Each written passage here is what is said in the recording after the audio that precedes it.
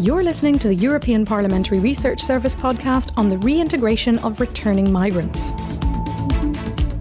Faced with continuous migratory pressure, the EU is shifting its approach towards reducing the incentives for irregular migration. A more effective return system and improving the situation in countries of origin are two of the main axes the EU has chosen to dissuade people to undertake the perilous journey to Europe.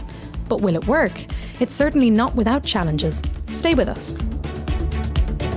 Although figures have gone down, the number of migrants pushing on the EU's doors is still much higher than what the EU member states are prepared to accept. To deal with this protracted crisis, EU leaders have often been forced to act in ways that many saw as ethically questionable, such as the EU-Turkey deal from March 2016 to stop migratory flows. Aware of the need to develop a long-term strategy in parallel to the short-term measures, the EU, African countries and international and regional institutions came together in Valletta in 2015 and set up an EU emergency trust fund to address the root causes of irregular migration in Africa. The fund was allocated €2.7 billion, but virtually all of this money comes from the European Development Fund, as member states have been reluctant to take out their chequebooks to add substantial sums. The additional contributions of EU member states combined amounts to only €150 million, a lack of solidarity which is strongly criticised by President Juncker in his recent State of the Union address. So contributing to the overall development of African countries is one of the EU's strategies to reduce the incentives for irregular migration.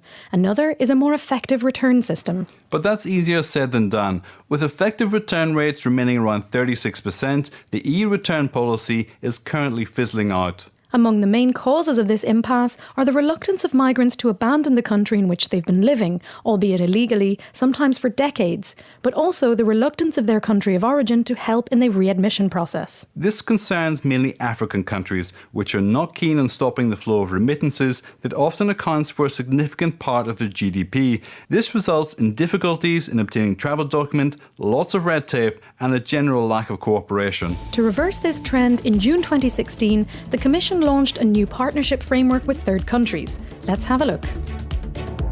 Its main aim is to increase return rates to countries of origin and transit. To achieve this and make travelling to Europe a less attractive option, the EU is making development aid conditional on intensified cooperation on readmission and reintegration of illegal migrants in their countries of origin. To promote voluntary returns of illegal migrants instead of forced returns, the EU is offering generous reintegration assistance packages. These can take different forms, from individual reinstallation grants to longer-term structural and development support for communities receiving them back. But strong family expectations of money and gifts can put a lot of stress and pressure on returnees.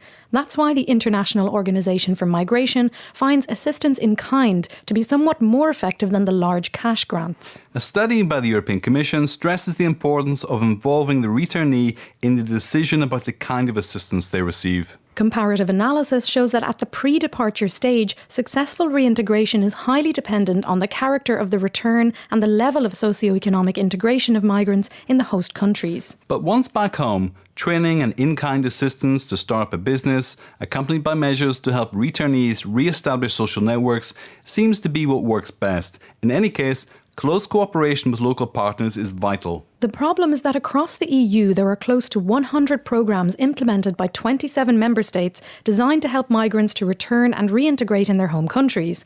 And with such choice, it's tempting for migrants to pick those member states offering the most generous packages. And we're talking several digit differences. So for example, while the Czech Republic provides €40 in the form of in-cash assistance either before leaving or upon arrival, Sweden offers as much as €3,300. Similarly, in-kind assistance in the country of return can vary from the €600 provided by Latvia to €5,000 in Germany or Spain. To avoid return shopping, the renewed EU Action Plan on Return, put forward by the Commission in March 2017, stressed the need to harmonise assisted voluntary return and reintegration packages. Let's look at this plan in more detail.